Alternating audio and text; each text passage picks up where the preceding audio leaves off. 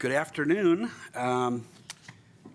Meeting of the City Council of the City of Louisville, and we are, I guess, at the outset here, taking a roll call. So, Mayor Pro Tem Dickinson. Here. Councilmember Fahey. Here. Mayor Lay. here. Councilmember Cooperman. Councilmember Hefner. Here. Councilmember Hamilton. Here. Councilmember Kern. Here. Good.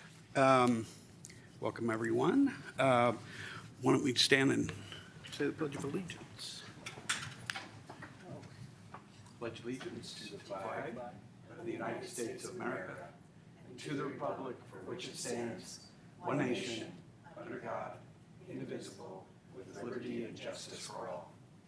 Great. All right. Our first item of business tonight is an executive session for two purposes. One concerns pending litigation, the other concerns real property acquisitions and dispositions. I'll let Melinda take it from here. Okay. As noted on the meeting agenda, the city attorney and city manager are requesting an executive session for the purpose of consultation with an attorney representing the city with respect to pending litigation pursuant to Section 52D of the city's Home Rule Charter and CRS Section 246402-4B, and discussing real property acquisitions and dispositions pursuant to Section 52C of the Home Rule Charter and CRS Section 246402-4A, specifically as to appraisals and other value estimates and strategy. Prior to entertaining any motion, the interim city clerk will read a statement required by the city code. It is the policy of the city to conduct public business and meetings open to the public. While in executive session, it is inappropriate to take straw votes, keep minutes, or to make any final decisions. It is the duty of each member to ensure that executive sessions are conducted in strict compliance with this ordinance, state and federal law, and any applicable provisions of the state and federal constitutions. If at any time the scope, nature, or parameter of this executive session goes beyond the publicly stated topic, it is the responsibility of the council to terminate and cease any further deliberation within the executive session and return to the public meeting. Only those topics described in city ordinances may be discussed in an executive session. Those topics are summarized as follows. 1, where federal or state law requires that the information being discussed remain confidential. 2, certain personnel matters involving only employees directly appointed by the city council and other personnel matters upon request of the city manager or mayor. 3, consideration of water rights and real property acquisitions and dispositions, but only as to appraisals, value estimates, and strategy. 4, legal consultation with an attorney representing the city with respect to pending litigation. Regarding the authority for the executive session, Section 52D of the Charter authorizes an executive session for the purpose of discussing pending litigation. An executive session for this purpose is also authorized by the Open Meetings Law, Section 246402-4B of the Colorado Revised Statutes. Section 52C of the Charter authorizes an executive session for the purpose of discussing real property acquisitions and dispositions, but only as to appraisals and other estimates of value and strategy. An executive session for these purposes is also authorized by the Open Meetings Law, Section 246402-4A of the Colorado Revised Statutes. The request involves pending litigation regarding the Marshall Fire and a potential acquisition of real property. With that, you may entertain a motion to go into executive session.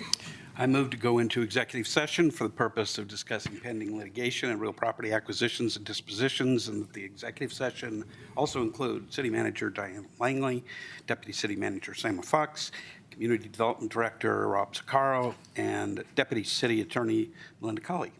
Second. Any discussion? Okay, can we take a roll call? Mayor Lay. Yes. Councilmember Hamilton. Yes. Councilmember Cooperman. Yes. Councilmember Fahey. Yes. Councilmember Hefner. Yes. Mayor Pro Tem Dickinson. Yes. Councilmember Kern. Yes. Okay, the council will now adjourn to executive session. We have a regular meeting starting at 6 with the proviso that it may take either a little bit, it may take a little longer than that, depending how long the executive session goes. We will be back as soon as possible. I think there'll be a notice that'll be up on the screen, and appreciate your patience. Thank you.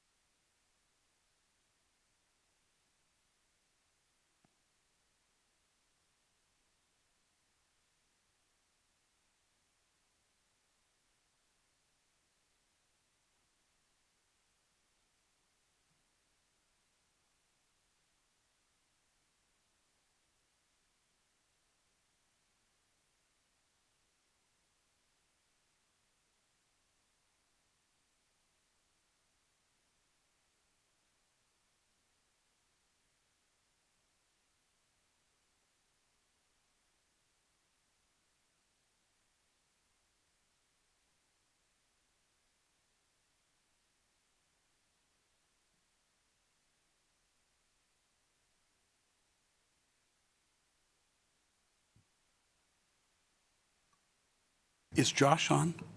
Yes. Okay. Pardon me? Okay. Because we've got a quorum, so let's do it. Yeah. Right. We are back from our executive session, and Melinda, why don't you go ahead and. Mayor and council, as noted on the meeting agenda, the executive session was for the purpose of discussing a potential real property acquisition and potential, and as well as litigation. The council did have that discussion and no formal action is required. Thank you very much. Right, our next item is approval of the agenda. Do we have, well, before that, I just to be recognize, it's at 6:41 now. Recognize that quite a number of you have probably been waiting patiently here since 6 or close to it, maybe before that, and we appreciate your patience. It's an important executive session, but we recognize that people have other things to do this evening, and appreciate the time that you've had to spend waiting, and same thing with people who are online. So I just wanted to say that I wish there was some way that we could predict always how long those executive sessions are going to be. We started this one at 5, and obviously it took longer than we expected, but at any rate. All right, do we have a motion for approval of the agenda? So moved. Second. All in favor? Aye. Aye. Any opposed? Okay. The next item on the agenda is public comments on items not on the agenda and items on the consent agenda. If you're interested in speaking on topics that are not on our agenda or are on the consent agenda, please fill out a form if you're here and provide it to the city clerk or the interim clerk. And if you're online, I guess, yeah, you can let us know. Pardon me, raise your hand, right? And you'll get called on by the city clerk. You have 3 minutes or up to 3 minutes to speak. If you want to pool your time with one or more people, and they are here in the gallery or online, and they have agreed with you, you can speak for up to 6 minutes. You don't have to speak for 3 or 6 minutes. Speak for much less than that if you want to. All opinions are welcome, and we just ask everyone to maintain a decorum so that people are not deterred from speaking by clapping or booing or whatnot. So with that, do we have anybody who's signed up for public comment? No. All right. Then let's go to the consent agenda. Do we have a motion to approve the consent agenda? So moved. Okay. Second? Second. All right. All in favor? Aye. Aye. Aye. Aye. Any opposed? All right. Council informational comments and committee reports. Do we have any council comments or informational reports from meetings that they have attended? Yes, Councilmember Kern. Thank you. So I had the opportunity to attend the Colorado Municipal League conference, the annual conference, the CML conference. It was great. I did everything I could to represent Louisville in the best possible light. I have to admit, it was received quite well. A lot of people were super excited. They're like, yes, Louisville's in the room. And we're there to vote on who officers were going to be in the CML. So thank you, actually, for everybody who gave input. Made a lot of good connections, continuing that work to, get the word out and just kind of to translate to council and the community that there are other communities all around Colorado so enlightened by the decision we've all made in our community with fire hardening and resiliency and sustainability, and exciting to partner with all of us in that process as we continue down the journey, getting better and better at that. So that's my report. Thank you. Others? Okay. I have a couple of things. One, wanted to say that I personally, and I think quite a number of other people, enjoyed the fireworks display on July 4th. Big success, I think. And thanks to Post 111 at American Legion for helping lead that, doing the hard work of putting together the fireworks. And one of these days, maybe I'll learn how to help, because it just looks like such fun to do, but they did a nice job. The second thing I wanted to mention is there is a person in our community, Erica Mahoney, and I think some of you know her. She is, her father was killed in the King Super shooting, and she has done a podcast which is called Senseless.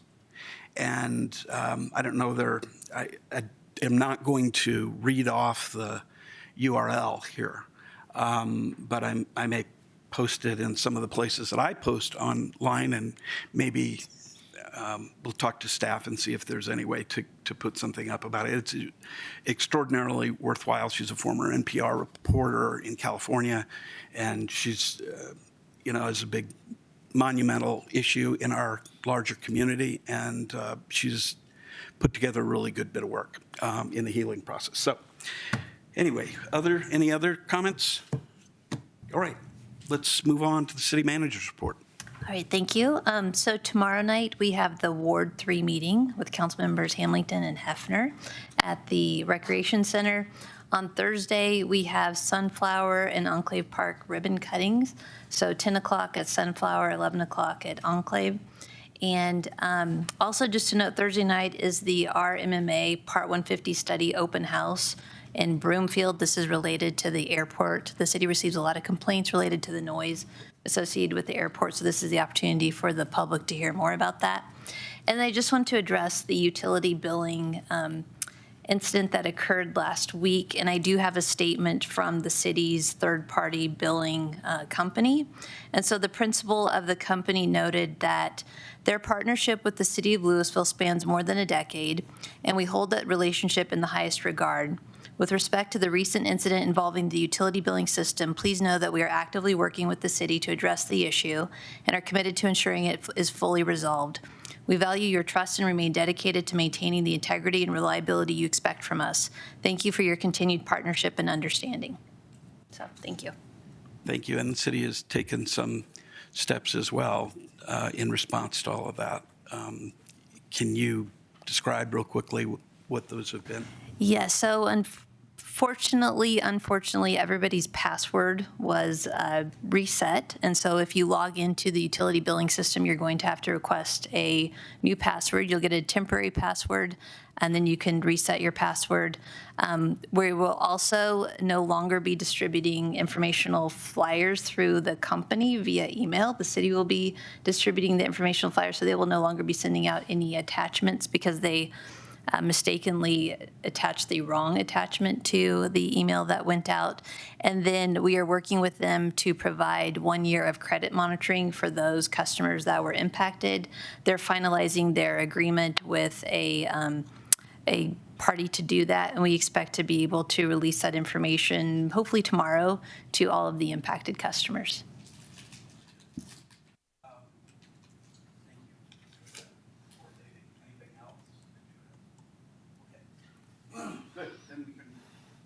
We can move on to regular business.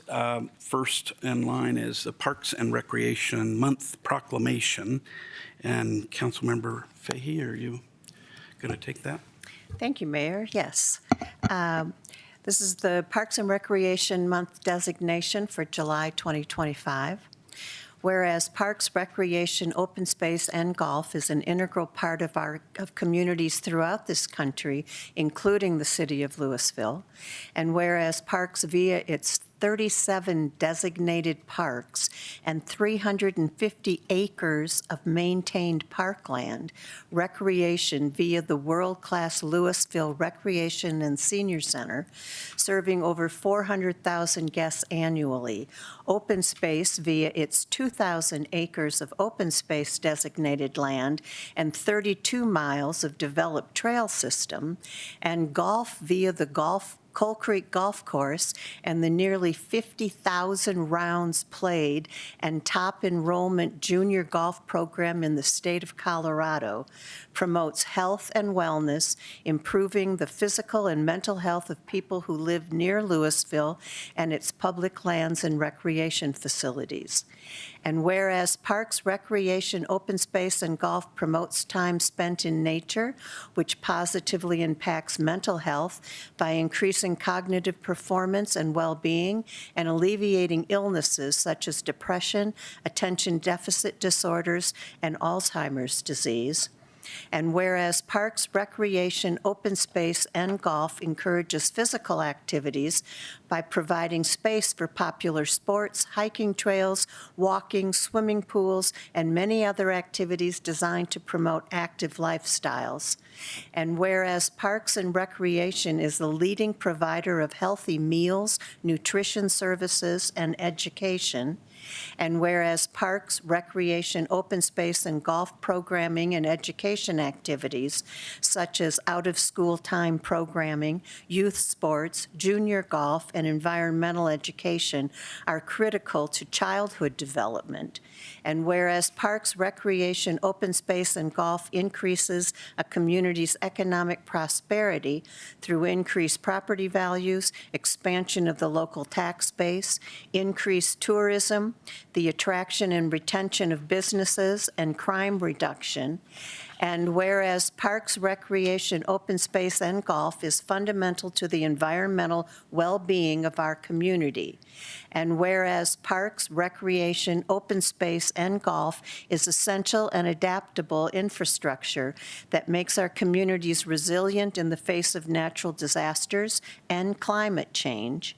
And whereas our parks, open space, golf course, and natural recreation areas ensure the ecological beauty of our community and provide a place for children and adults to connect with nature and recreate outdoors. And whereas the U.S. House of Representatives has designated July as Parks and Recreation Month. And whereas the City of Louisville recognizes the benefits derived from parks, recreation, open space, and golf resources, now therefore be it resolved by the City Council of Louisville that July 2025 is recognized as Parks and Recreation Month in the City of Louisville, dated this 8th day of July 2025. And I would move that we approve this proclamation and move forward. Second. Any discussion? All in favor? Aye. Aye. Any opposed? And Okay. I'd like to make a comment, if I may. Sure. On the proclamation, I just want to make sure that everyone is aware of the wonderful work that our Recreation Parks staff has done for years. And I am particularly pleased to reiterate the announcement that our city manager made that there is going to be a ribbon cutting on Thursday morning for Sunflower and Enclave Parks that have been beautifully restored since the fire damage. And I'm just inviting everyone to come and attend and clap your hands that we got something good done. So thank you. Thank you, Councilmember Fahey. All right.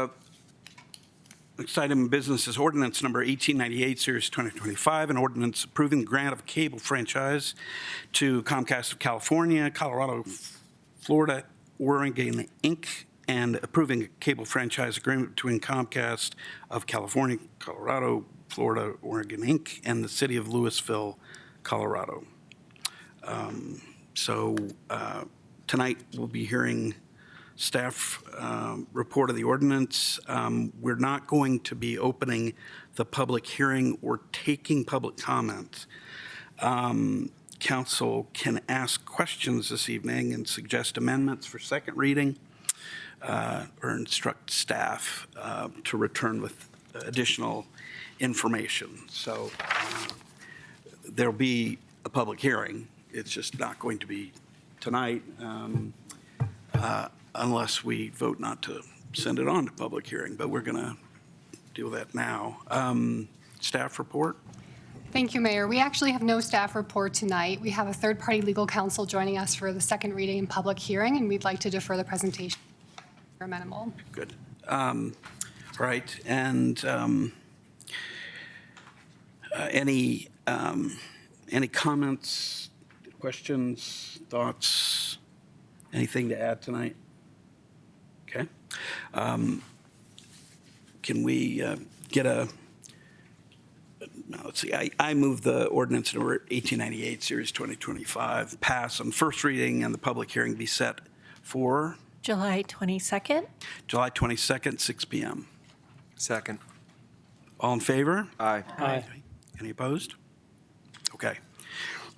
Next is ordinance number 1899, series 2025, an ordinance amending titles 4 and 14, the Louisville Municipal Code to establish maximum speed limit for bicycles on bike paths and trails within the city. This is a first reading and setting public hearing.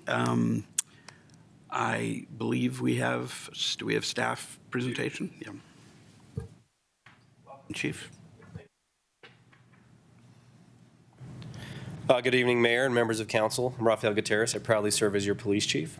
The proposed amendment before you is an amendment to the Open Space Title 4 and Parks and Rec Title 14 of the City of Louisville's Municipal Code, and would establish a maximum speed limit of 15 miles per hour on paths and trails within the city. The amendment would be another strategy to promote safe and responsible bicycle riding on our parks, trails, and paths. The proposed speed limit aligns our city with neighboring jurisdictions that also have a 15-mile-per-hour speed limit on their paths and trails. Many of our paths span across jurisdictions, and this will provide some uniformity within our area. The proposed amendment would prohibit riders from operating either a bicycle or electric bicycle on city-owned and officially designated bike paths and trails at speeds in excess of 15 miles per hour. The topic relates directly to concerns relayed by members of our community regarding traffic safety. On May 28th and August 27th of 2024, special meetings were held with Council to discuss the development of a strategy to address concerns. Several possible options were discussed specific to bicycle safety, which included imposing a speed limit on paths and trails, creating additional sidewalk dismount zones, requiring e-bike rider licensing, and a general prohibition of bicycles and e-bikes on sidewalks. We also discussed creating citywide initiatives to develop a more robust educational campaign on bicycle safety. After having those discussions, city staff from several departments created a safety campaign that engaged multiple stakeholders from the community, including local bicycle vendors, community and student groups, the Boulder Valley School District, and various city departments. The police department placed a greater focus on education and enforcement efforts to increase responsible riding and safe practices for all users of the roadway. The educational campaign and focused enforcement will continue, and we currently have events planned with the school district for back to school time in the next couple of months. Staff does not recommend the creation of additional sidewalk dismount zones beyond what currently exists in our municipal code, nor do we recommend a general prohibition of riding bicycles on all sidewalks in the city. This is due to concerns that were relayed and noted during last year's special meetings about the potential for moving children from the sidewalks onto roadways. There would also be additional associated costs with installing signs and markings for these additional dismount areas. Staff also believes that licensing and age restrictions would be impractical to implement and difficult to manage for our municipality. However, staff would support those changes to the state traffic code. We've heard similar concerns from other jurisdictions about e-bike safety, and we believe that approaching these changes at the state level would be preferable.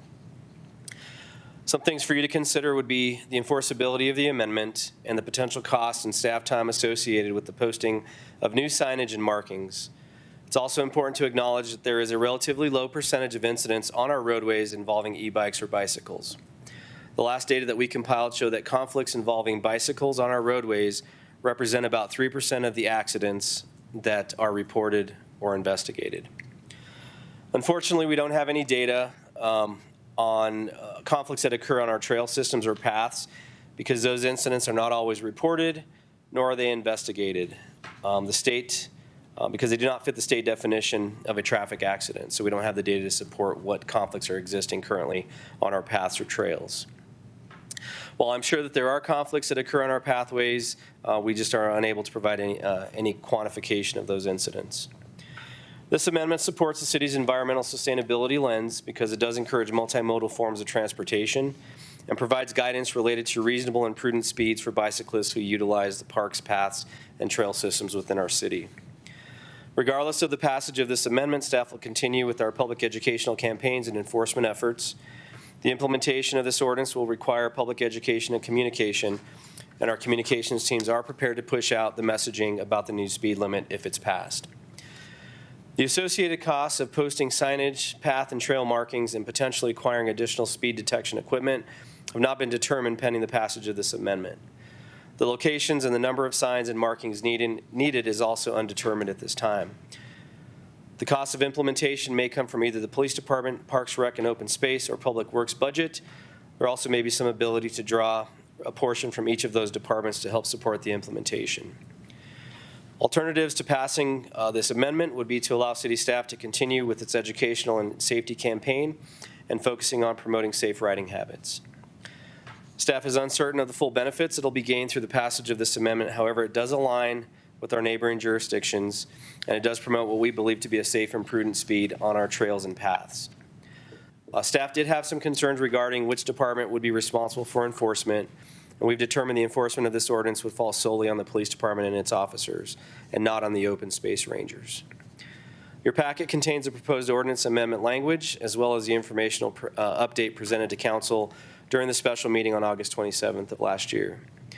That update contains accident data, enforcement process considerations, community outreach efforts, information regarding state vehicle registration requirements, and other information on staff efforts that have been taken to this point. Thank you very much for your time. If you have any questions, I'm here and available for those. Thank you, Chief. Questions for the chief? Yes. Councilmember Dickey. Just from a basic implementation, are you envisioning notifying people of the speed limit, like at entry and exit points of paths, rather than like every 200 yards of a path? Mostly like as you enter a path, you get that information, and then you may not get that, like to save costs, or do you imagine having multiple signs along a path as reminders? Yeah, I think we'd have to sit with Public Works and the traffic engineers to determine like what distance they should be spaced at. I think that entry points to the trail system would make sense. I don't know that we have to install them every so many 100 feet or so, but I think as long as they're posted, as long as it's visible and people are aware that the speed limit exists, I think we would look at that. But again, I would probably reach out to traffic engineers to see what distance they would need to be spaced at and what entry points would make the most sense. And my only other question is, do you envision putting police officers on bike paths with radar guns to issue tickets for speeding bicycles, or is it more of a information and self-policing kind of strategy? Yeah, I think the strategy is more to promote a safe speed. And I think those that are responsible riders and users of the paths and trails are going to adhere to the speed limits. I don't envision placing officers on pathways or trails, doing speed detection or things of that nature. They have other areas of the city that are probably a little bit higher in terms of their need and the resource allocation. But it is possible. We do have e-bikes, and the officers are encouraged to use those bikes on the trail system. And so there may be times where they can use portable speed detection equipment to measure, kind of spot check speeds and things of that nature. But I don't envision that being kind of a high priority to place people on these trails and pathways on a much regular basis just for speed enforcement. Thank you. Any other questions? Oh, Councilmember Cooperman. Thanks. I have a few questions. One, to follow up on the last question, just to use myself as an example, I don't ride on our trails as much as our roads, but I do not ride with a speedometer. And so I don't actually know how fast I'm going on my bicycle or any of my bicycles.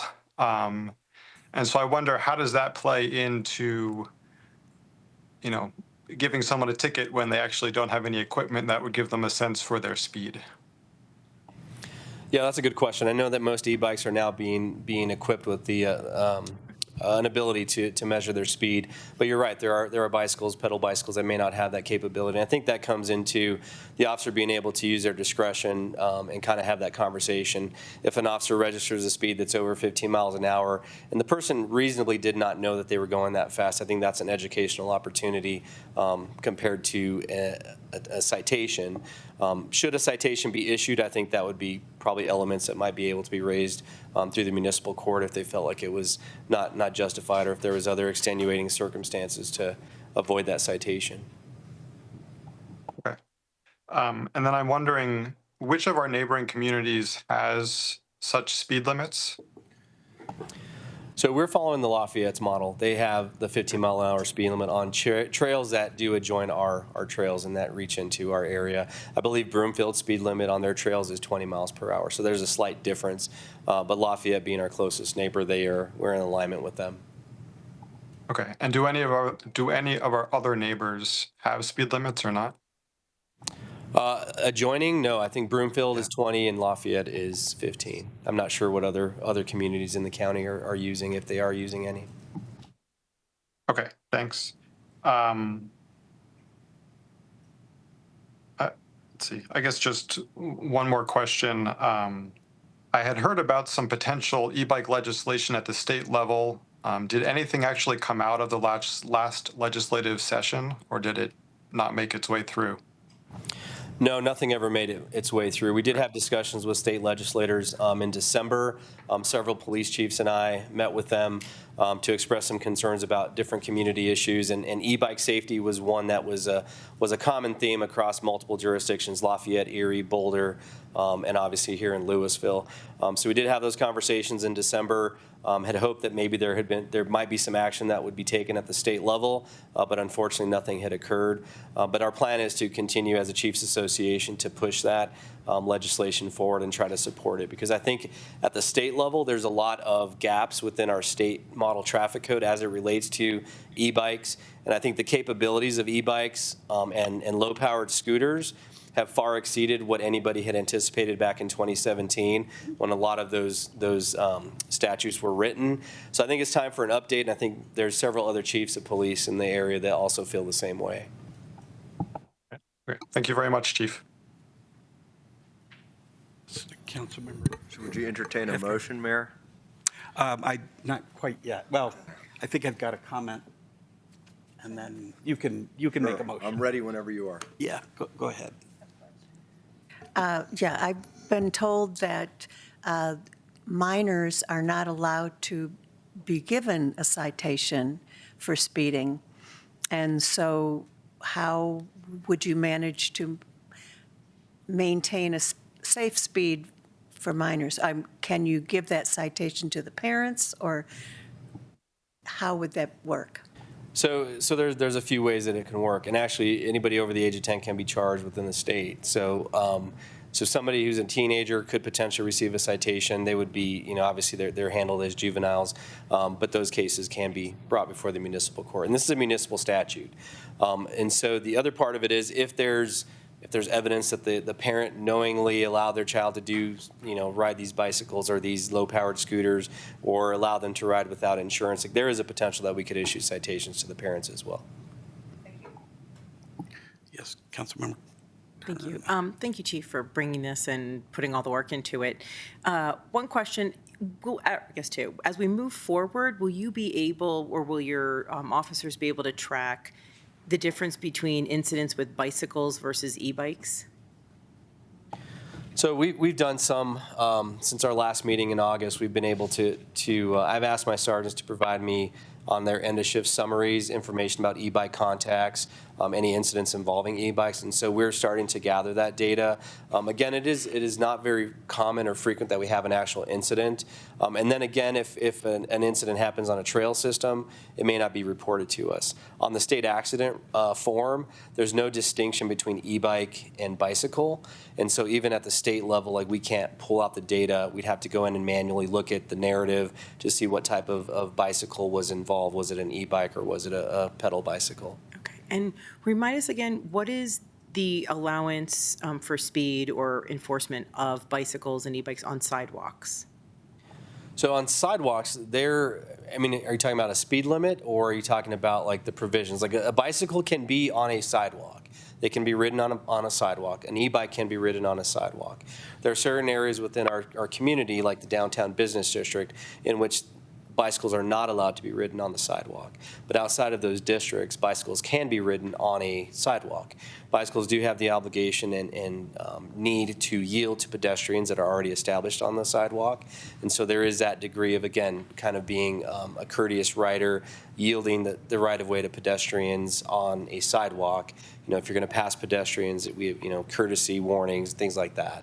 So they can be ridden on the sidewalk. There is no restriction other than other than in the downtown business district. Would that be part of the consideration is enforcing the 15-mile-an-hour speed limit on the sidewalks as well? No, this is specific to the Parks and Open Space Code. And so this would be specifically on parks paths, park trails, city-owned pathways within our park system. This is not an ordinance that would be enforced on general city sidewalks.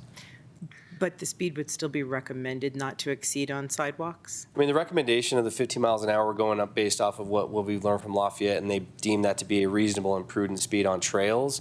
On sidewalks, it may not be. It may be too fast for sidewalks. But there may be other provisions in our code, like reckless riding, things like that, that may be able to apply, or, reckless behavior, which would fall into the criminals type code. But this would not be specific to sidewalks. Does the reckless apply to cyclists that are in the road that maybe aren't in the bike lane and go into the road and are So creating- a bicyclist when they're on a roadway, they're required to adhere to all the provisions of a motor vehicle. So the speed limit, riding recklessly, endangering somebody else, those are all provisions that could be enforced on a roadway. On a sidewalk, it's a little bit different because a sidewalk is not deemed to be a roadway. So there are no speed limits on sidewalks and things of that nature. So that's where we would run into that need to interpret the situation in its totality and then try to determine was there a violation that occurred or was there not. Sometimes there may not be a specific violation other than just an incident. Thank you. I apologize to Councilmember Hefner because it's always possible to make a motion. So if you Yeah, I'd move the passage of ordinance number 1899, series 2025 on first reading, and that the public hearing be set for August 5th. at 6 p.m. second, all in favor? Aye. Aye. Any opposed? Good.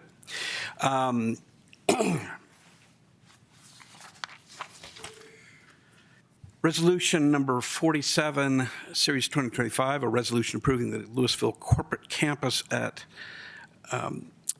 CTC Planned Unit Development Amendment number 2. And I want to open the public hearing. Do we have any disclosures from council members?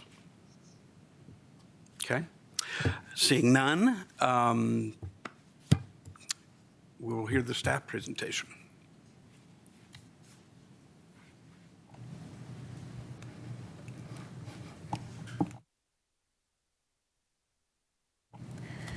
Good evening, Mayor and City Council. This is Emily Klein-Gibson, Planner 2, with the staff presentation. This is a request to approve a PUD amendment to install solar canopies and perform other exterior alterations at 600 Tech Court with waivers to yard and bulks and sign standards. To provide a brief background, this is a second PUD amendment request for the Louisville corporate campus at CTC property, which is located off of Dillon Road in the Colorado Technical Center. The PUD was established in 2017 and includes 600, 700, and 725 Tech Court. The first amendment to this PUD was approved in 2019 and primarily included changes to Lot 1, which is the 725 Tech Court property. The proposal tonight is only for modifications to Lot 2, which is the 600 Tech Court property. The details of this proposal include installing solar canopy structures along the western front and side parking lot and the rear truck court. The request also includes installing a wall sign, which requires a waiver from maximum height requirements, expanding an existing rear mechanical yard, and installing 2 storage tanks. 3 waivers are requested in addition to the sign waiver for work related to the canopies and the storage tanks. This slide provides a visual of the proposal. The Tech Court cul-de-sac is shown to the south. The blue represents solar canopy locations. The orange represents a utility easement that expands throughout the eastern parking lot, and the brown in the rear represents the total area of the mechanical yard. Approximately 33,500 square feet of canopy structures will be installed in the western front and side parking lots and along the rear truck court. The parking lot canopies will be a maximum height of 18.75 feet, and the truck court canopies will be a maximum height of 28 feet. As part of the canopy installation, 19 trees will be removed from the parking lot. 1 additional tree will be removed from the rear mechanical yard to allow for that mechanical yard expansion. 20 new trees of similar species will be planted on the property in existing landscape areas. And the image on the right just provides an example of some of the trees that will be removed and planted in new areas, but you can find the full extent of the tree and landscape plan in the PUD documents. The mechanical yard is proposed to expand approximately 30 feet deep towards the truck court and 37 feet wide. The expansion is to allow for the installation of 2 nitrogen and argon storage tanks for the business.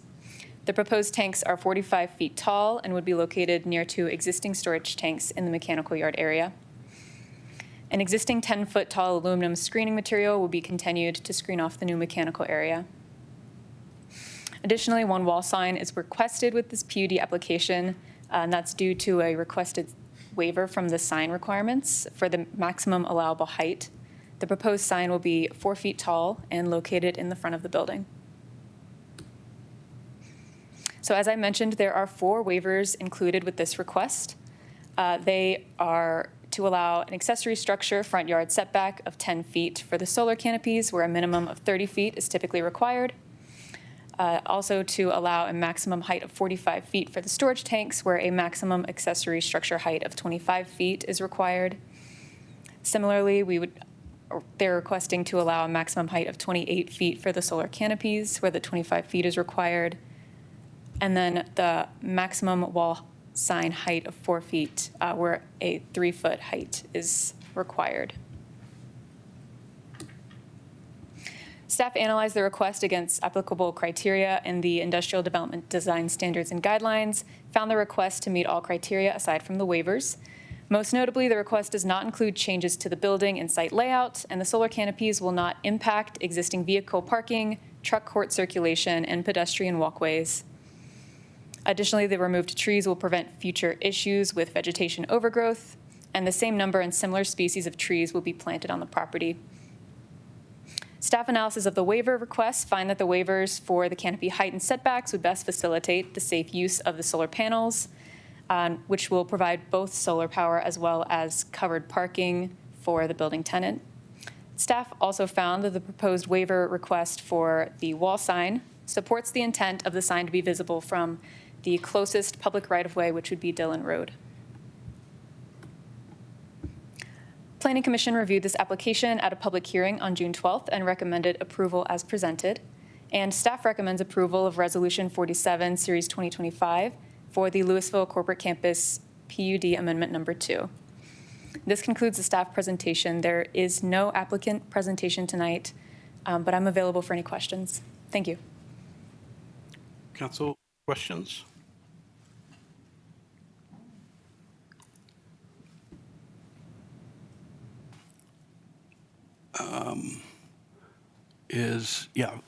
Councilmember Cooperman.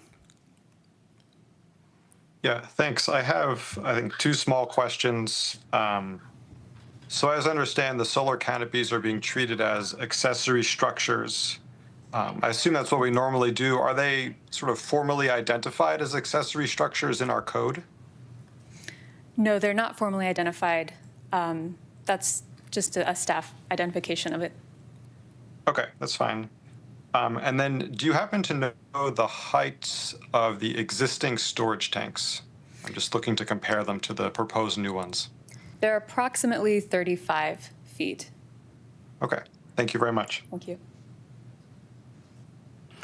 Other council questions? I just had a question. You know, when I look at this term solar canopy, it has, the image in my mind is perhaps not accurate. I looked through the materials and there's an architect's letter that talks about them as shade and solar panel shelters. Is that what your understanding is of these? And can you describe a little bit for the radio audience and council members who might be maybe a mayor who's kind of thick? Is this all utilitarian? Is it more, is there any aesthetic value to this? Can you just describe them just a little bit more? Yeah, sure. So they would be shade structures. They would, the entirety of I'll just go back here to the screen. So the entirety of the blue areas shaded would be covered by a canopy. On top of the canopy itself is where the solar panels would be located.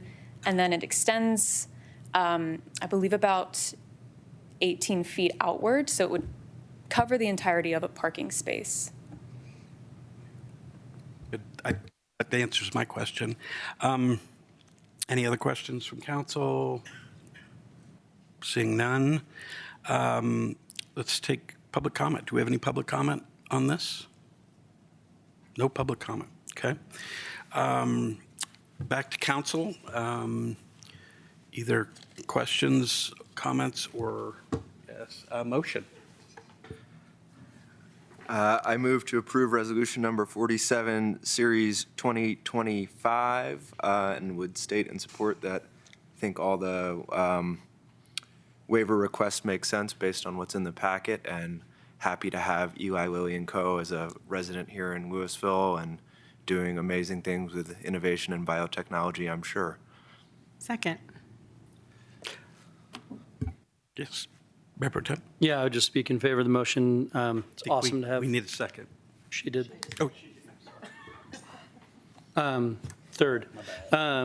I just speak in support of it. Obviously, I think it's fantastic to have shaded parking and to have the solar power for the property. I think these are reasonable accommodations for it all to work, and so it's pretty straightforward, and I hope it gets done quickly, and thanks for bringing this to us. okay. Any other questions or comments? All right. I should have closed the public hearing, but I did now. There's a motion on the floor here. Let's take a roll call vote. Councilmember Cooperman, Yes. Councilmember Hefner, Yes. Councilmember Fahey, Yes. Councilmember Kurt, Yes. Councilmember Hamilton, Yes. Mayor Pro Tem Dickinson, Yes. Mayor Lay. Yes. Right. Thank you. I think our staff member has bolted already. Good. Is she here? Oh, I'm sorry. Nice work. You're just around the back. All right, the next item is resolution, ordinance number 1896, series 2025, an ordinance amending Louisville Municipal Code section 17.72.190 regarding yard and bulk requirements for general development plans. This is second reading, so we're doing a public hearing. It was advertised on the City of Louisville website on June 16th, 2025. I'm going to open the public hearing. Any disclosures by council members on this one? Seeing none? Seeing none. Staff presentation. Director? All right, good evening, Mayor Lay, members of City Council, Rob Zucchero, Community Development Director for the city. I'll be making the staff presentation on this ordinance. You've already heard one presentation on this, so there's not a lot new, but certainly happy to answer any questions, and I'll go over the proposal again. This is requested by Porter Care Adventist Health Systems, which owns a couple of properties in the city, as you know. Both of their properties are within the Planned Community Zone District, and there are general development plans that regulate the zoning within each of those. Our current regulations for general development plans have certain restrictions on the ability of general development plans to determine allowed building heights or other yard and bulk standards. So yard and bulk standards are heights, setbacks, lot coverage, and those types of things. The ordinance, as it exists now, says they have to be in general conformance with the underlying zoning.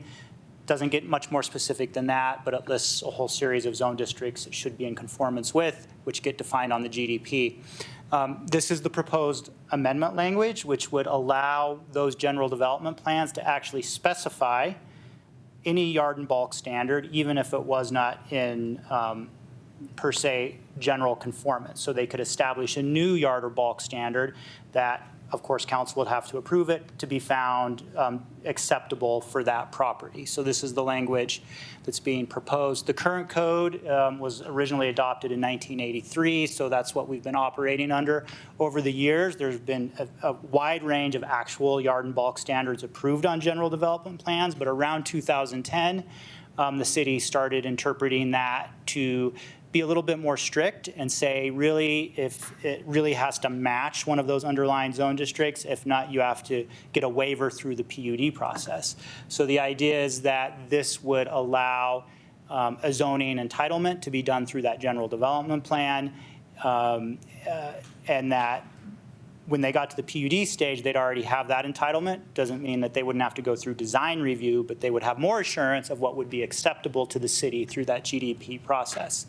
Planned Community Zone District talks about encouraging the use of contemporary land planning principles, coordinated community design. So this is the purpose, so to speak, of general development plans. It's to do something other than the underlying zoning. So this would help actually facilitate the purpose in staff's view. GDPs do have to establish the type and character of development. If you aren't allowed to create yard and bulk standards, that limits the ability to do that through the GDP. So it could be seen as in conflict with the actual purpose of the GDP by limiting the ability to do that. So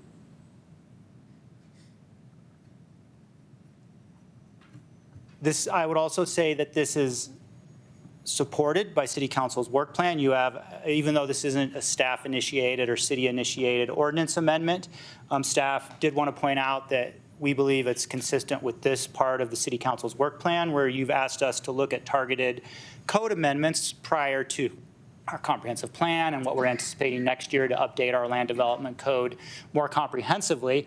Are there things that we could bring forward to make our processes more streamlined, provide a more clear and quicker process with more assurance for property owners? So we do think this does accomplish that as well. So Planning Commission held a public hearing on May 8th, voted unanimously to recommend approval of this request, and staff's recommending approval as drafted. And I'd be happy to answer any questions. There's representatives of the property owner here. I don't know if they have an actual presentation. They do. First, any questions for the director?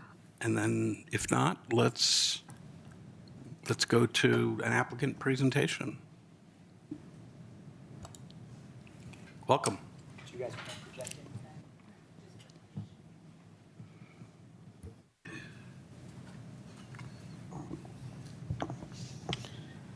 Thank you, Mr. Mayor and the members of the council. My name is Mark Smith, and I'm CEO of Advent Health Vista at 100 Health Park Drive. We're thankful for the opportunity to talk about our application for this ordinance. As council is aware, we've recently purchased 40 acres at Red Tail, and in conjunction with our project team, we're in the early stages of planning and designing for the future at Red Tail Ridge. We have served the Louisville community at our present site for over 35 years, and we're looking forward and are excited for the design for the next many decades at our new Red Tail development. While the zoning ordinance amendment we proposed will in fact assist all planned community zone districts in Louisville in their design development. There are some additional complexities with healthcare that we'd like to speak to. These include things such as establishing how our nursing care units will operate, designing adjacencies for emergent care and trauma care, as well as bringing efficiencies to our NICU. The complexity and interlocking nature of hospital space design means that there's a tremendous downstream ripple effect if redesign is necessary. And of course, this redesign comes at significant cost. By advancing definition of our yard and bulk standards during the GDP process, we believe property owners will be able to continue to advance thoughtful design work with reasonable certainty. If the ordinance amendment is not approved and yard and bulk standards are not addressed until the PUD process, we believe there's the potential for delay in bringing patient care online due to the need for potential redesign and the expense of many millions of dollars that will need to be committed to that redesign in lieu of spending some of those same dollars on medical equipment or other services for the community. For our Red Tail Ridge Hospital design site specifically, approximately 8 months of design work will be at risk if this amendment is not passed, with the PUD not likely receiving approval until next spring. We think this code amendment allows an earlier track for owners to obtain certainty about the project by allowing thoughtful progression of our design work, which can include our comprehensive site plan, site access, and allow for progression of traffic conversations and help with building stacking. We believe all of this will in turn enhance the quality of our ultimate PUD submission later on in the process. This brings us to our final point, which is that we want to acknowledge that even if this amendment is passed, we fully recognize their design standards and city requirements during the PUD process, and that we intend to follow the proper channels and work with the city to demonstrate those project specifics as part of the PUD process. I'd like to thank the council for their consideration of the amendment and its ability to advance certainty in the design process that we believe will help us plan for the future at Advent Health. Happy to take questions. Thank you, Mr. Smith. Do we have others? Questions for the applicant? Yes. Member Tim. This might be something you can answer. If not, you can point to staff. But Call on members of the team here. yeah, sure, exactly. My only confusion here is, you're currently under GDP. That GDP doesn't have clear yard and bulk standards. Is sort of the problem. It's kind of the problem we're addressing. Right. So their current GDP at the current Avista campus, not the Red Tail property, does have clear yard and bulk standards on the GDP. So if they ever wanted to amend those, or if they ever wanted to amend the Red Tail GDP, this would give them more leeway to propose something to council that could allow yard and bulk standards to be set on that document prior to a PUD review. Interesting. Okay. But it would take an amendment of the GDP. Yes. Right. So that's it just seems like a matter of process. I get that, having that certainty at the GDP stage, then when you get to the PUD stage, which is later, you don't have the uncertainty at that point. But you still have to go through the process. Yes. It's just earlier in the process, so it gives you more certainty and less change. So I think that's helpful to understand. And then, of course, there's some issue around, one entity trying to create a change for all of Louisville. But again, the idea is same process, just earlier in the process, same process of approval and defining yard and bulk, but just earlier so that it goes with the GDP as opposed to having to be asked in each PUD instance within a large GDP. So I think that makes sense. I was just trying to understand the order for you guys in particular, because that part was a little confusing, but I appreciate the teamwork there to answer that. And I would say, if I may, that when there is a GDP amendment and you are adding yard and bulk standards, it can apply to specific areas of the GDP or specific parcels. It doesn't have to apply to the whole GDP area. And there could be different regulations even within parcels on how yard and bulk are regulated. So there's a wide range of how you might do this to get assurance that the yard and bulk are going to be acceptable, when you see the PUD come in. Other questions of the applicant or our director? Yeah, Councilmember Kern. And I'm so sorry, I'm just going to have you clarify, just super clear, and this is going to be for staff, Mark, but thank you very much for being here, appreciate it.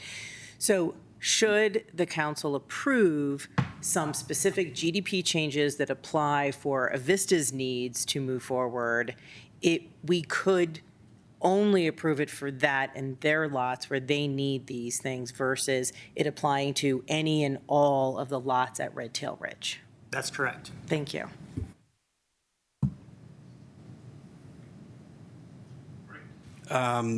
Because this is an ordinance, oh, I didn't see it. Sorry, I didn't see it light up. I looked at it, but there we go. Councilmember Cooperman, please. Great, thank you. I just wanted to ask a question following up on Councilmember Dickinson. So, let's see how to phrase it best. So supposing that we pass this ordinance tonight, and then someone comes in to amend a GDP, are you saying, Director Zuccaro, that passing the ordinance would give them more flexibility in what they put into that GDP amendment? That's correct. Yes, when it comes to yard and bulk, they'd have more flexibility of what they could request. And could you just make that a little bit more specific? Like, if we didn't pass this, what would be limiting them, given our current code, essentially? Right, so you'd have to go to one of those underlying zone districts that are listed and say what's a comparable district and what would be the allowed height. So a lot of our zoning districts are limited to 35 feet in height. So any development on the GDP, it would have to say you can't go above 35 feet on the GDP, even though the intent of the development might, that's pretty much a short 3 stories for commercial development.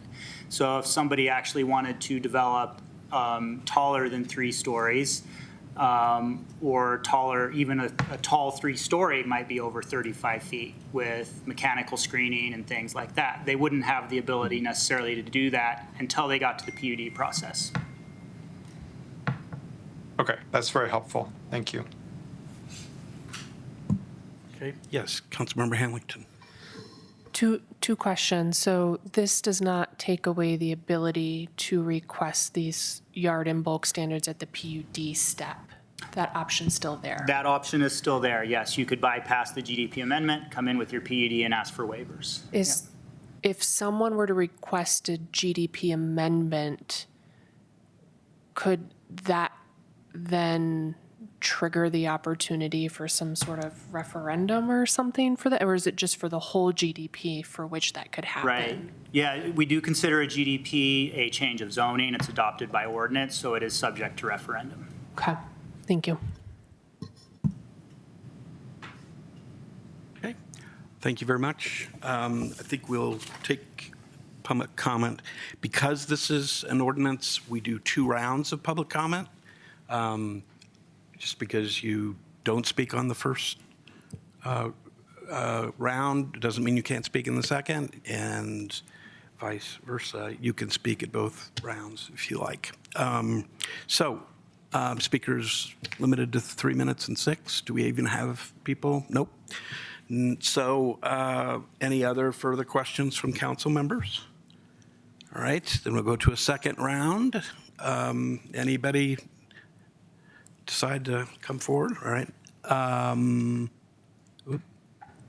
Mayor Lee, I apologize. It looks like there is one. It looks like Ms. Krantz. Tamar. Thank you. This is Tamar Krantz. I live in Louisville, and I apologize. I jumped in late on this conversation, but I don't know that Councilmember Kern got an answer to her question. Why I think that the applicant can apply for a GDP amendment, and they can ask for over 100 feet in height on their GDP, and we don't need this to apply to all GDPs in Louisville. this is not straightforward. If the applicant wants to change their lot and their property, they don't need to, we don't need to change things for the entire city.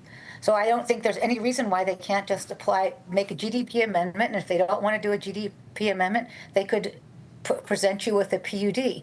If they present you with a PUD or even a GDP amendment, you can understand where on their lot they want to put the excess height, how they want to design it, rather than just saying, let's just make everything in line with the comprehensive plan. I don't feel the public process on the comprehensive plan has been extraordinarily robust, and I think that we're going to end up with allowing 5 stories at Red Tail Ridge. So what you're doing basically is saying, let's make the comprehensive plan take precedence over the art and bulk standards that have been in our code. It's very easy to ask a waiver, and of course it would be easier for them not to have to do a GDP amendment and not to ask for a waiver on the PUD, but this seems like a ridiculous way to do it. I feel like this also goes around, this should not be a quasi-judicial hearing. This is a legislative item, and I really feel strongly that this should come back to you as a legislative item, so I would have the opportunity to discuss it with my council members. It's really obscure, and that's probably why I'm the only one who's showed up to talk about it today, but I don't feel this is a very straightforward process. Thanks for taking my comment. Thank you, Ms. Krantz. Is this a legislative matter? Okay. Yes, it is. Thank you. Do we, it is an appropriate time to take up this matter, actually, as a matter of process. So do we have, let's go back to, unless we've got any further public comments, do we have? No. All right. Back to council. Yeah, I think for whatever reason in my 6 years, this one kind of confused me more than a lot. I was just like, I don't really get this, but I feel like I have more clarity now, and I appreciate that. And what I understand from this is, again, a little bit, this is not skirting any process. This is not avoiding or getting to do something. It certainly isn't applying to every GDP in the city or anything like that. It is just a matter of changing the timing of which these things can be determined.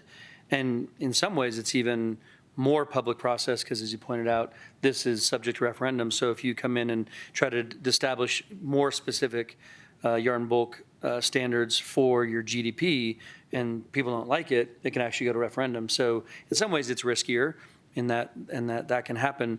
But what I'm hearing is very clear, and what we're trying to do a lot of is reduce uncertainty. So it is not to grease the wheels or make it like somehow automatic or easy to get these things, but to make it more consistent and to make it more reliable so that you know what you're getting earlier in the process. And I think that's a really important thing. So I really, after some earlier confusion myself, I feel like I have a little bit more clarity on, it's really just a when this conversation is happening and not if, or like it's, yeah, again, now I'm starting to repeat myself, but I'm feeling quite good about this change, and I think it's very public-facing and very transparent, and we'll have to have good conversations, and they'll have to come for these asks in one way, shape, or form, and this just gives more versatility. And someone asked a great question of, could they still, Hamilton asked, can they still make adjustments at the PUD stage? And they can. You don't have to. That would be maybe problematic. You must set these at GDP and cannot come at the PUD. Like that would be problematic. But now you can do both. You can do either or both. So I think it's fantastic, and I'll be supporting it whenever someone makes a motion, or I'll make it. Other comments? Councilmember Hefner. I'm going to go ahead and move to approve ordinance number 1896, series 2025, as it is before us. And in support, I'm just going to agree with the Mayor Pro Tem, and I think this, like our sketch plan process and other things we're trying to do, is another effort at moving those costly decisions about overall design concept much earlier in the process, so that we're not waiting till the final public hearing on a development project to say, oh, well, you came to us with 3 stories, but really we wanted 1. So go back and redesign. I mean, that moving this stuff up in the process, I think, is a big improvement for everyone. Is there a second? I'll second the motion and the comments. I agree. One of our goals has been to streamline and make this a better process for staff as well as for businesses trying to develop. I too, like the Mayor Pro Tem, was a little concerned with this initial wording and how it came through. Hence, I appreciate the clarification. And I believe that to kind of ease some of the public concern, there is a lot of public input. It is still not going to be like, we'll be more specific. If a Vista comes, wants to make some changes to Redtail, it doesn't have to apply to every building that goes in Redtail. It can go just to this GDP, and there can be additional changes made and still have to be approved, but it lets everybody early do this. I'm very happy, and I'm actually glad that you brought it so that, that we can facilitate the movement of a Vista. Thank you. I would just add, thanks to staff for finding this, recognizing this as a good opportunity to, I think, make the process better. We have worked and will continue to work very hard, just generally, on making processes more consistent, more reliable, more predictable, as least expensive as we possibly can, and as fast as we can, so we can make a decision, let people do what they want to do, or if not, we get a decision to them and they need to come back or change things or decide maybe it's not a good thing to proceed. So I'm in favor. Let's take a roll call. Councilmember Fahy. Yes. Councilmember Kern. Yes. Councilmember Hefner. Yes. Councilmember Hamilton. Yes. Councilmember Cooperman. Yes. Mayor Lay. Yes. Mayor Pro Tem Dickinson. Yes. Good. Thank you very much. Thanks for the presentations, and we'll move on. Our next item is ordinance number 1897, series 2025, an ordinance amending Title 17 of the Louisville Municipal Code concerning parking minimums for multifamily and adaptive reuse development. This is the second reading and public hearing. This was advertised in the City of Louisville website on June 16th, 2025 as well. I'm going to open the public hearing and ask for a staff presentation. Welcome. All right, thank you. Good evening, Mayor, Councilors, Matt Post, Senior Planner, Community Development Team. This is the second reading. If you recall, I did do a presentation on that first reading. This one will be a bit more in depth. Don't hesitate to cut me off if you've heard what I've said previously, and we can continue on. But this one will be a bit more in depth than the previous presentation. So before tonight is approval of ordinance 1897, series 2025, approval of an ordinance amending Title 17 of the Municipal Code concerning parking minimums for multifamily and adaptive reuse developments. As you all recall, this ordinance is a direct result of House Bill 24-1304, which was adopted by the Colorado General Assembly in 2024. The bill requires that local governments located within metropolitan planning organizations eliminate their minimum parking requirements in their zoning ordinances and design guidelines for new multifamily and residential adaptive reuse projects that are in areas identified as applicable transit service areas. City of Louisville is, of course, within an MPO, and there were 44 transit stops identified within the city that were also identified as ATSAs, or those applicable transit service areas. As the bill is written, we are no longer permitted to enforce parking minimums as of June 30th. So we have technically stopped enforcing those parking minimums, although we haven't received any applications where that's been a relevant topic. The House bill applies to properties within the city that at least partially intersect with areas identified as having applicable transit service.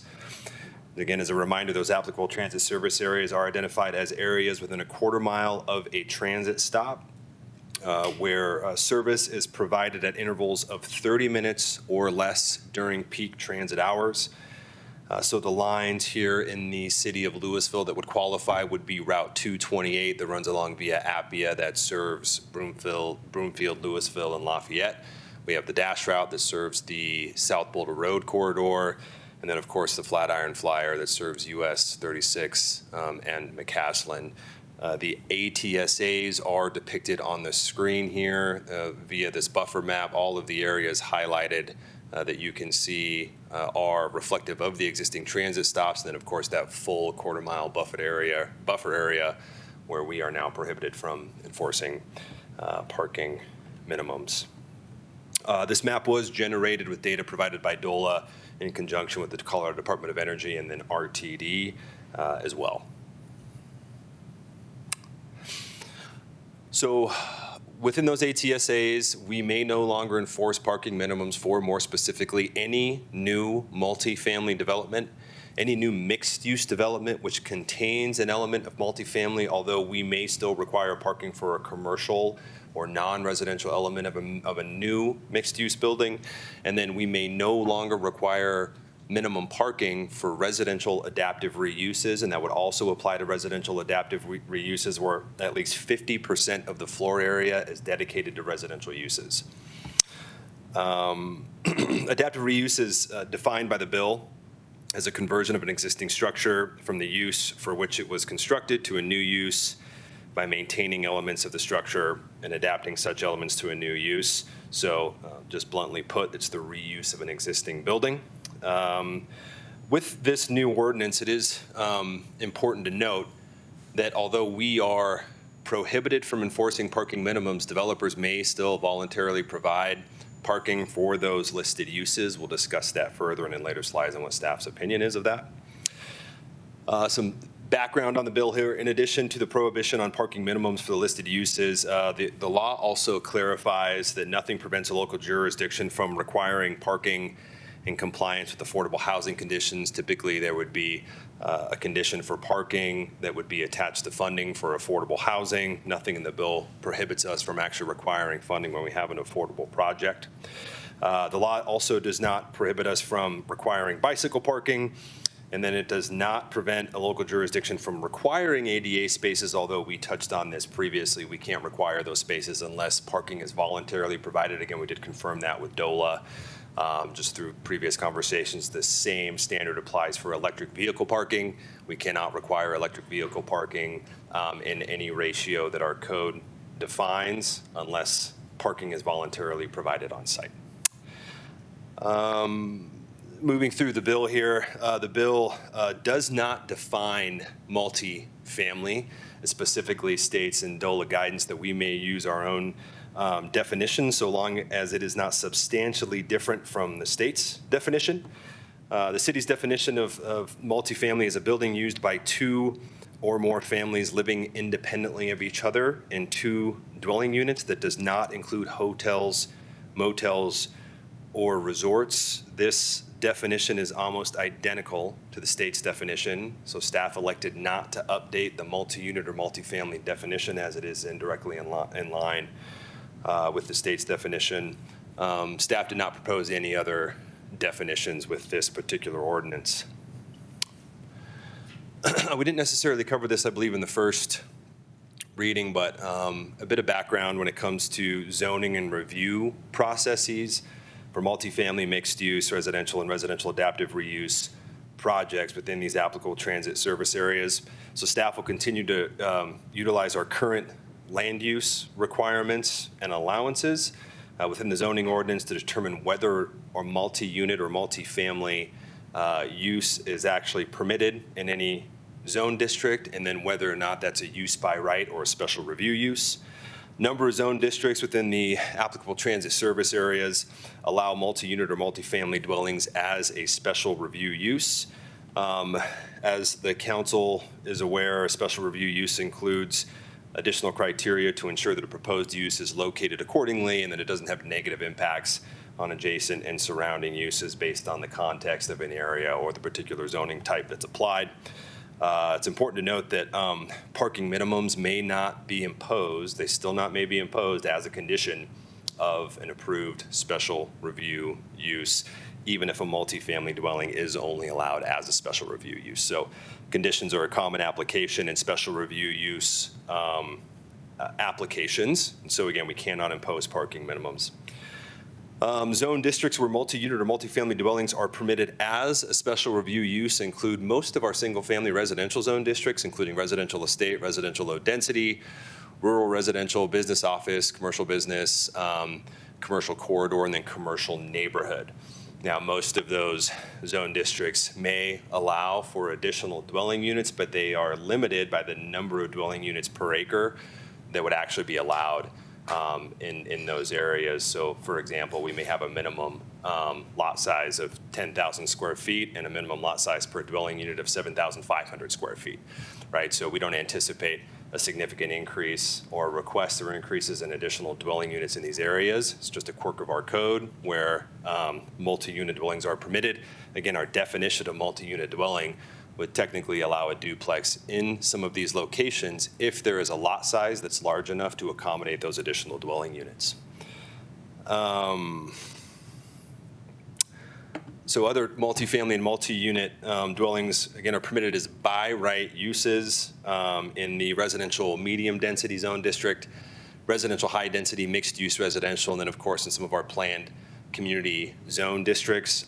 These areas are generally more appropriate for higher density uses. This is where staff anticipates that if we do see any developers taking advantage of the prohibition on parking minimums, that we would see them in these particular zone districts, which also do align with our primary corridors and existing transit service areas.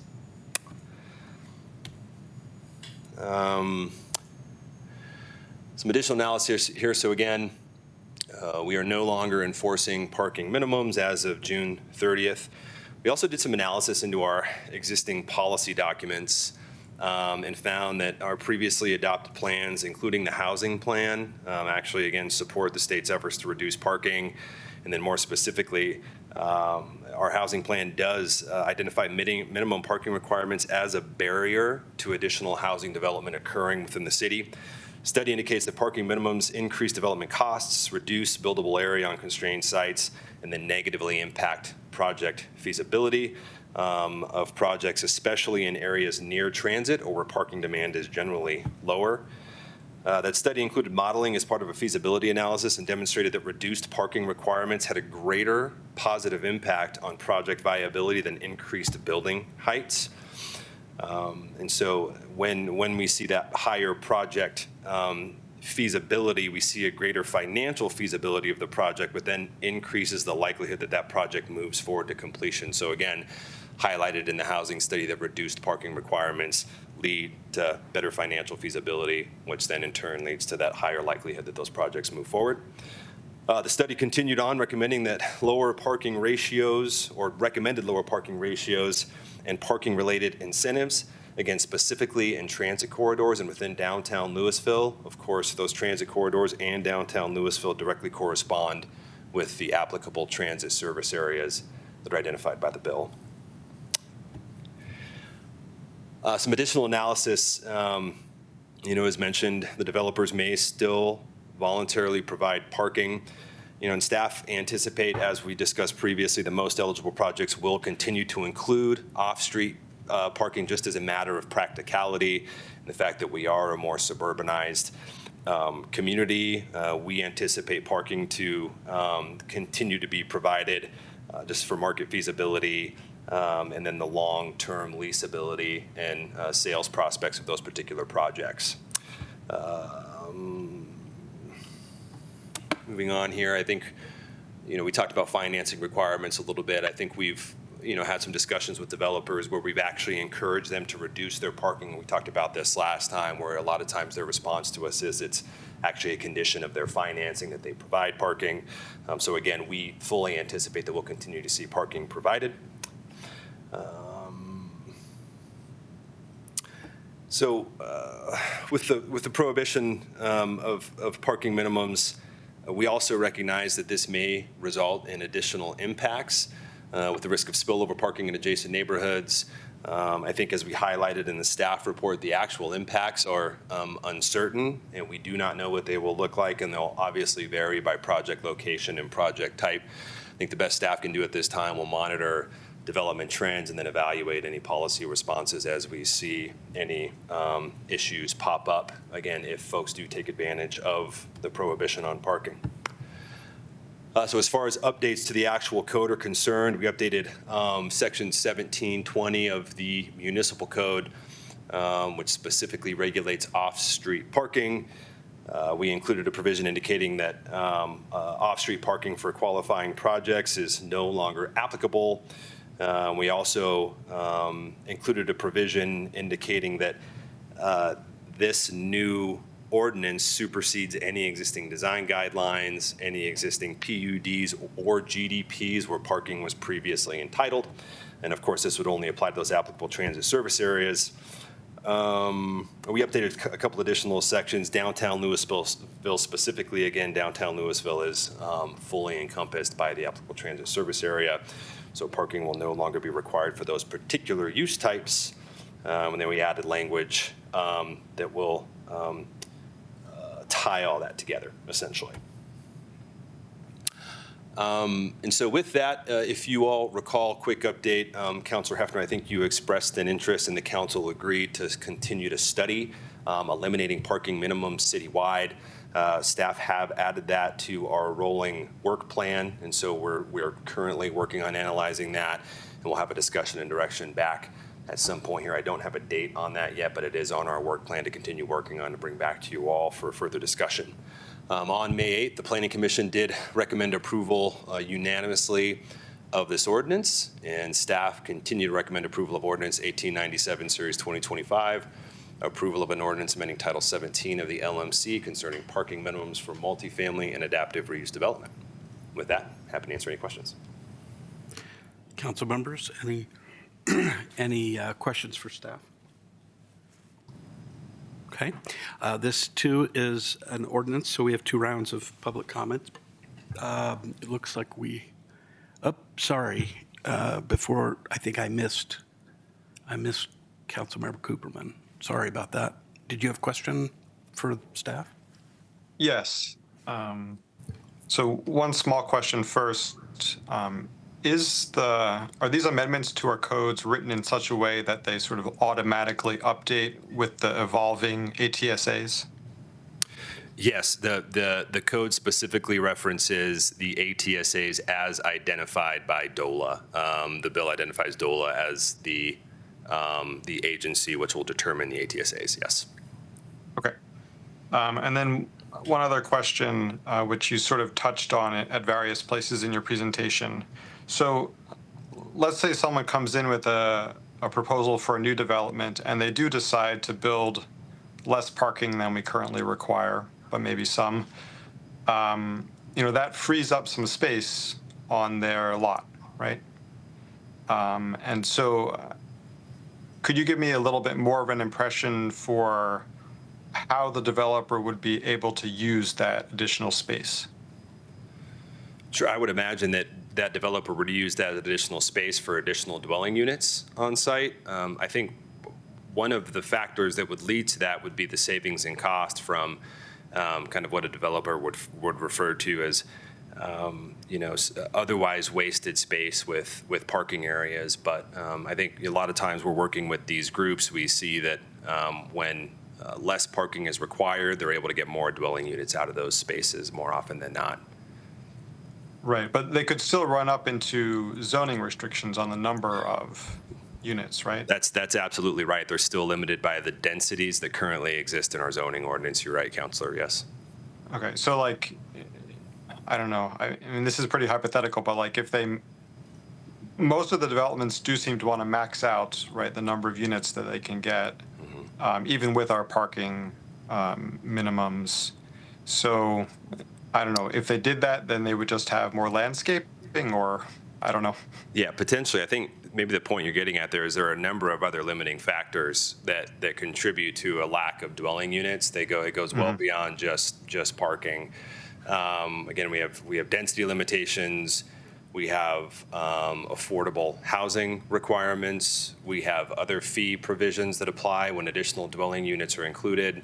So we may see a scenario where additional landscaping or additional softscape is provided as opposed to additional hardscape, which I think is still generally a site development positive if we're seeing a reduction in impervious surface. But I think it's yet to be determined. But to your point, there are a number of factors that actually impact the number of dwelling units that are on site. Yeah. Okay, that's very helpful. I mean, it might just be worthwhile thinking about some of these implications as we move ahead with, some other considerations. Thanks. Thanks, Councilmember Cooperman. Let's move at this point to public comment. I don't see anybody. Do you? I don't see anybody. Do we have somebody? Where? There we go. I was waiting for that because Good.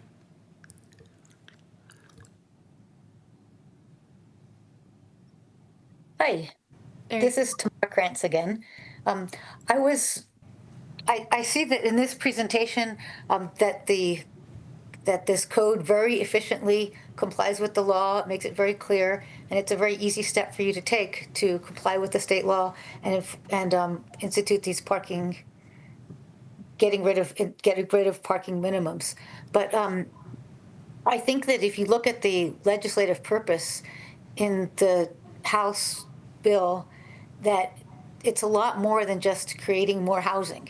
And we understand, one of the reasons they want to do this is to get more cars off the road, to increase the use of public transit, to increase bicycles, to discourage car use, and all the great benefits that come along with that, like our health and our air quality and global warming and reducing the amount of impervious surfaces. All that is part of the purpose of this legislation. I feel just like House Bill 1313, it really fails to look at the bigger picture. So I'm asking you right now, if you guys, while you're doing this, if you'd like to look at ways to achieve those goals, in addition to just getting rid of the parking minimums. In some cases, you might want to set a parking maximum. You might want to make sure that developments that do take advantage of this, of no minimums and producing less housing, add more green space and don't just maximize the amount of space that they're developing towards housing. I made some suggestion in an email that I sent you that you could require more bicycle parking. You could require that they orient their development towards public transit so that the entrance is close to the bus stop and provide covered walkways or even provide, make sure that they're providing a bus stop. I think there's a lot more that you could do to actually work with the spirit of this act. Otherwise, I feel like it's kind of a wasted opportunity. I feel like, and in addition, by signing on to this, you're making the same move as other communities might be doing to accept that the state has authority over home rule cities to just tell us how to do things. So we could just make a really quick, easy decision to implement this and comply with the law. Or you can make it so that it works for Louisville towards the purpose of not just adding more housing, but getting us out of vehicles. Thank you. Thank you, Ms. Krantz. Anyone else on public comment?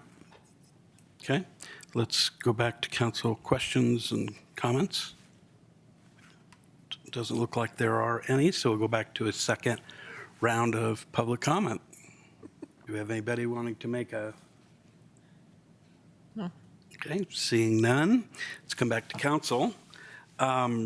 Any thoughts? Yes, Councilmember Hefner. Yeah, look, I'm going to support this. I think this represents sort of the bare minimum of what we have to do under state law. I think we ought to do more. As I said the last time, I think some of the staff presentation was illuminating in that regard, that this is something that literally costs us nothing, that helps with housing affordability.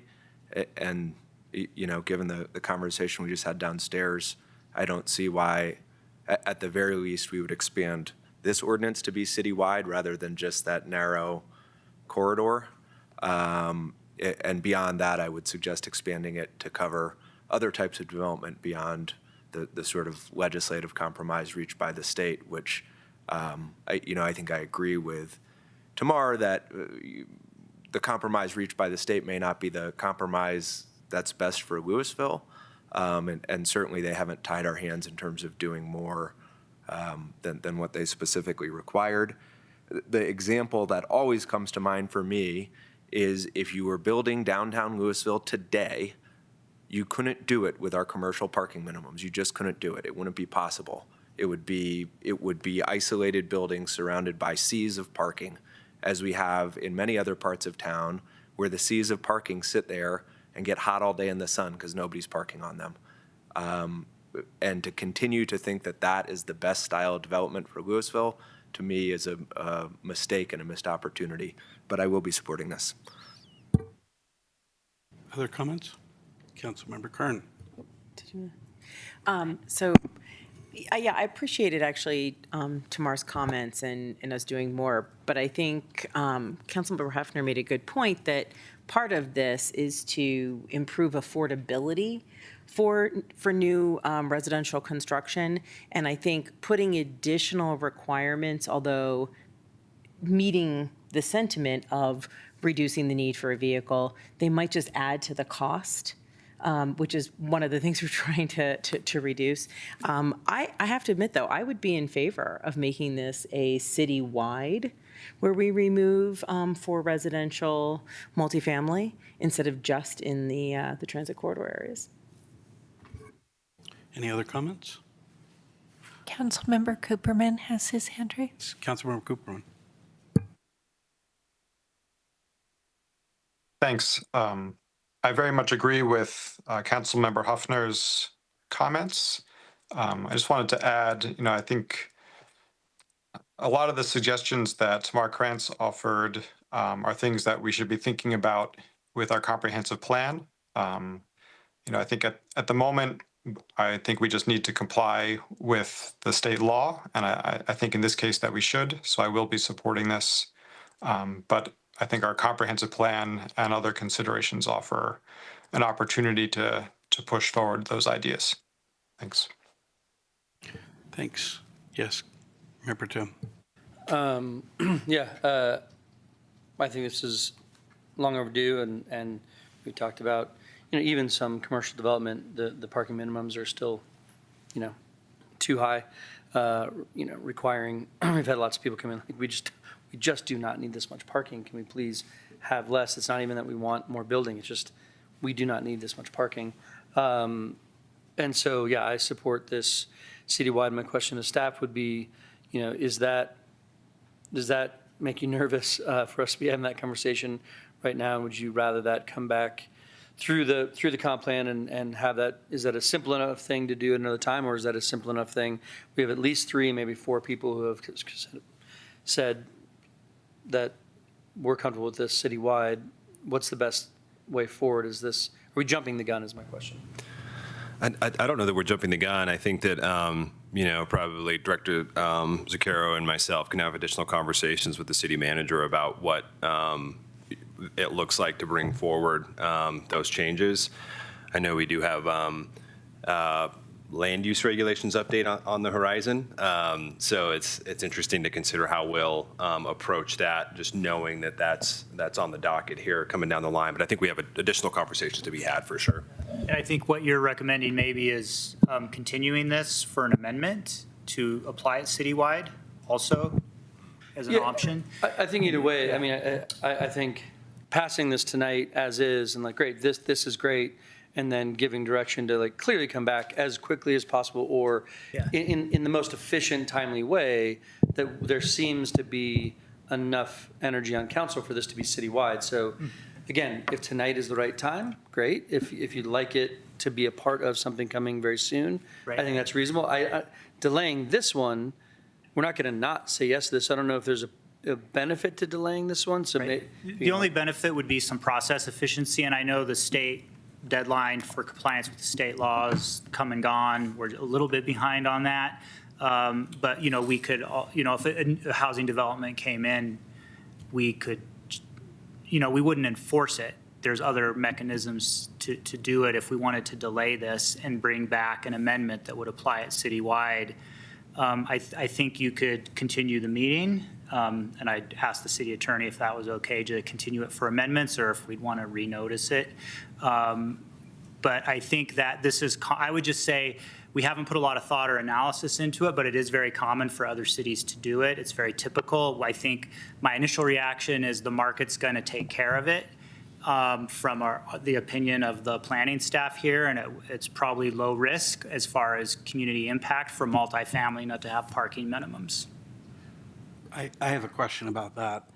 Is, assuming that either we pass it tonight as is, or we continue it, but you do extra work to look into parking, ending parking minimums throughout Louisville. What are you going to study? What do you So need? I think, typically if we do any ordinance amendment, we would, our due diligence is looking at what other cities do, bringing analysis, bringing options. We run it through Planning Commission, then through City Council. So there's all this public process for a typical ordinance amendment. So, the alternative is if you wanted to continue this and request an amendment to, make an amendment, continue this hearing for the purpose of making an amendment to apply this citywide, that would, be more efficient as far as bringing that amendment forward. I think, well, yes, Councilmember Hefner, go ahead. I would just suggest for everyone's consideration that there's really only two places in the draft that refer to ATSAs. And if you just delete those two sections, the two portions of them that refer to ATSAs, the rest of the ordinance still works. And if others would be open to it, I'd suggest we take a 10-minute break, let planning staff confer with the city attorney and see if they can get us something right now.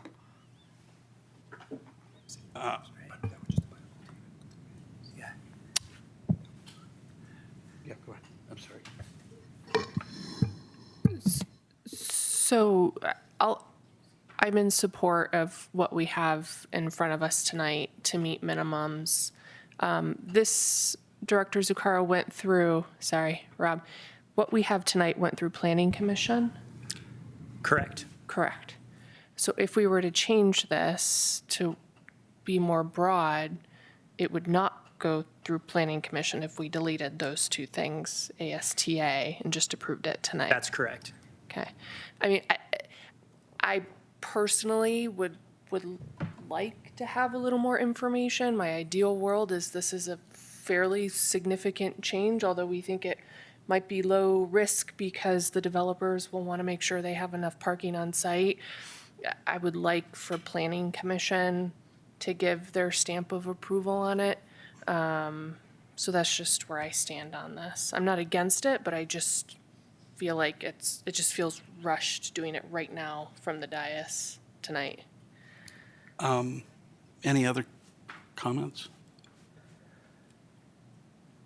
I have a comment. Go ahead.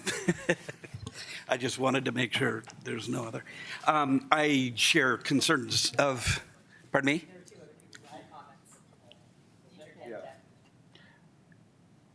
Go ahead. Sorry. I was just going to say, in response to my Ward 3 colleague, I think we frequently change things that make changes from the recommendation from Planning Commission without sending it back to them. Yeah. Because you can do duplexes. Including on ordinances. Yeah. So.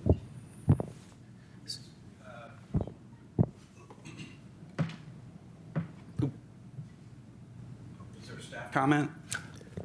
Whenever appropriate. Okay. Yeah, we just had some more thoughts on amending it now. Why don't I get Councilmember Cooperman's comment?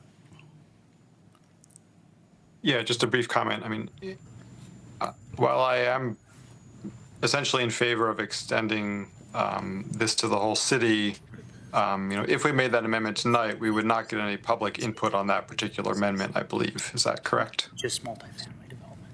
Let's clarify that, make sure that we're all on the same page. Yes, that's correct. Yeah, that is correct.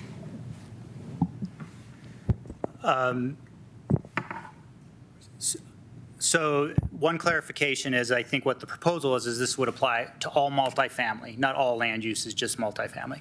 And then just, here's an example that you may not have thought of, is just like in Old Town, the zone district for the majority of Old Town does allow, let's say, duplexes, that zone district. So theoretically, if you this could be okay too, but theoretically you could build a duplex on an Old Town lot where it's allowed pretty broadly if you have a big enough lot, and then you would, it would eliminate any requirements for off-street parking for those properties. So that's something where we might want to be a little more thoughtful because of our definition of multifamily. But it could also be okay depending on your view of what's appropriate for Old Town.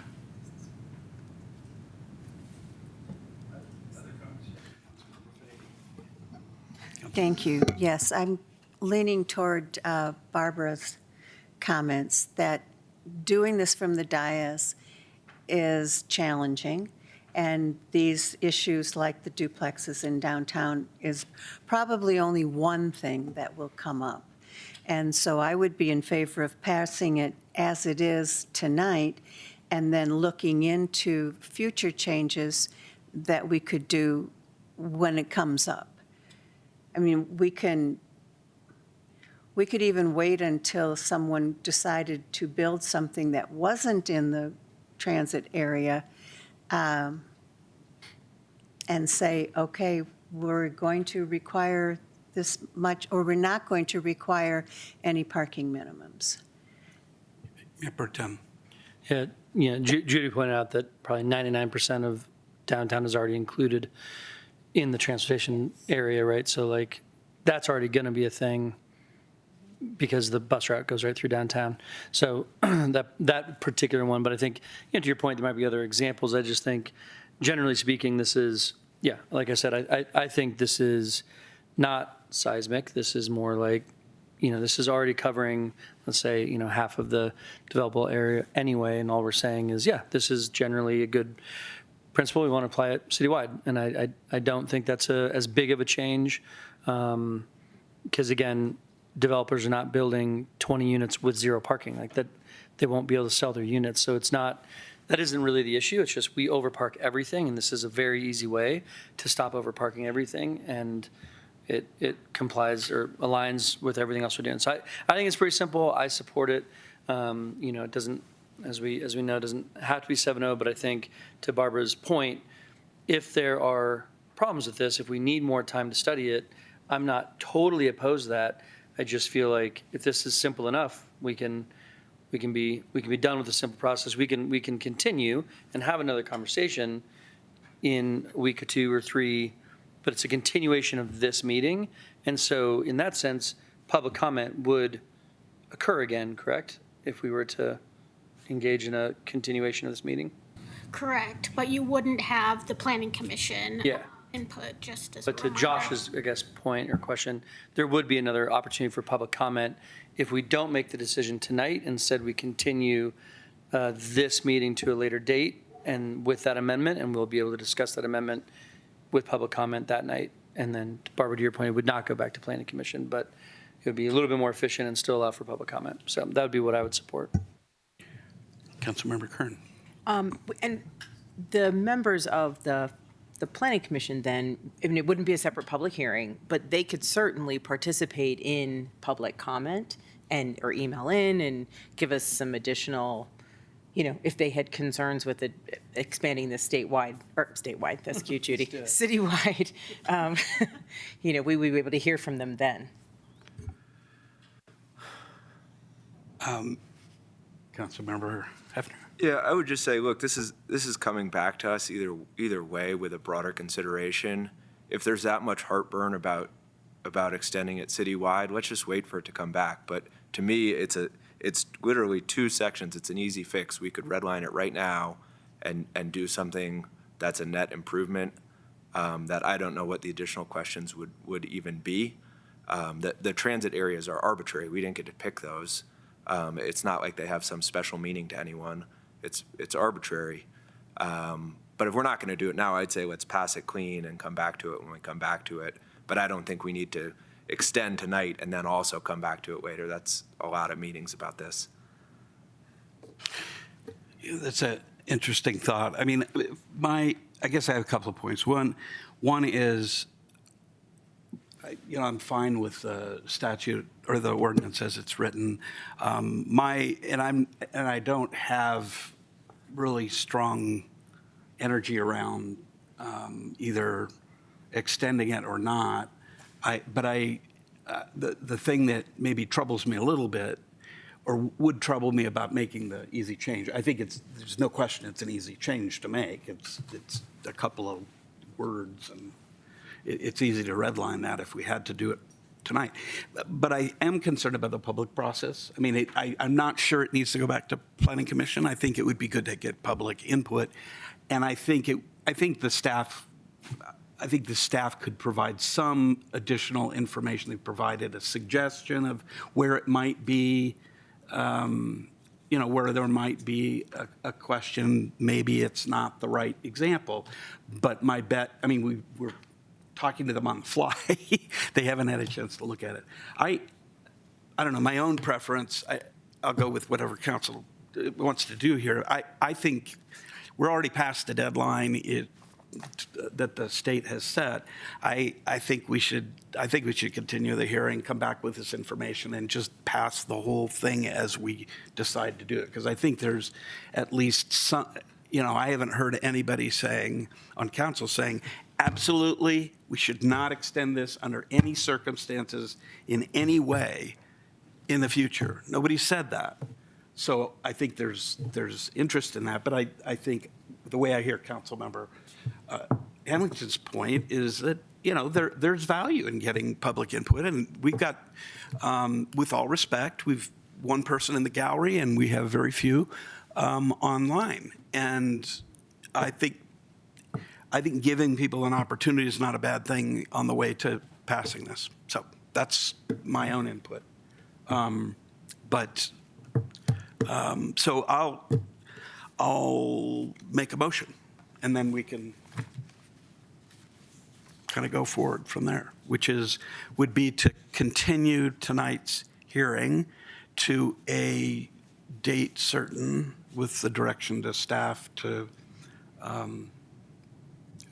provide language for an amended version, and any additional information about what the impact of making such a change, that is, taking away parking minimums citywide, what impact that would have, if any significant impact. So that, and the date certain would be? August 5th. Is that time enough? Staff says yes. There's consultation going on right now. Let's consult.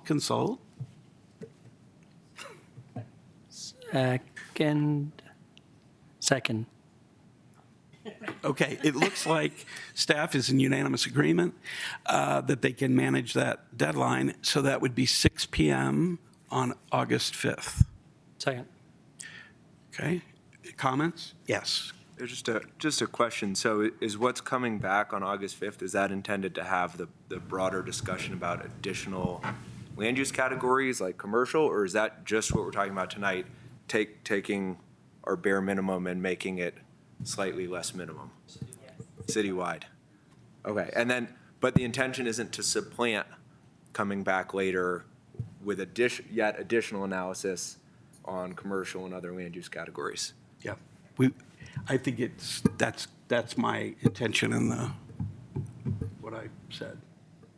Fair enough. Any other comment? All right. Let's take wait a second. I didn't need to close it. Anyway, let's take a roll call vote. Councilmember Hamilton. Yes. Councilmember Fahey. Yes. Councilmember Kern. Yes. Mayor Pro Tem Dickinson. Yes. Mayor Lay. Yes. Councilmember Cooperman. Yes. Councilmember Hefner. Yes. Good. Good discussion. City Attorney's report. Nothing from me tonight. All right. Council members, do you have for future agenda items that we want to identify tonight? No? Seeing none, entertaining an amendment. A motion to, It's just, I just came back from vacation. I move to adjourn? Yes, thank you. Do we have a second? Second. All in favor? Aye. Aye. Any opposed? No. Good. Thank you all. Recording stopped.